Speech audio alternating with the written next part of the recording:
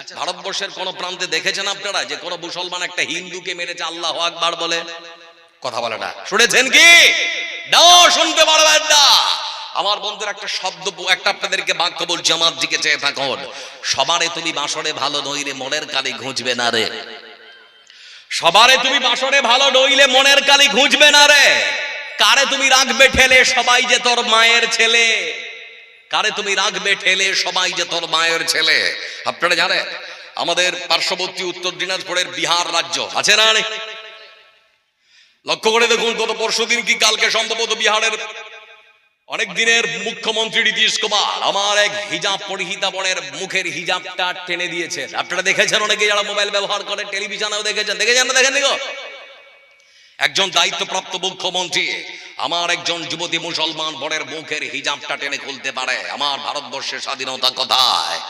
আপনাকে বলতে চাচ্ছি, আমার হিন্দু ভাই অমল, বিমল, শ্যামল, নরেশ, পরেশ, সুরেশ ভাই আমার, আমরা তো ভারতবর্ষকে সাজাতে চাই সুন্দর করে, কিন্তু তোমরা আমাদেরকে দেখে ঘৃণা করো কেন?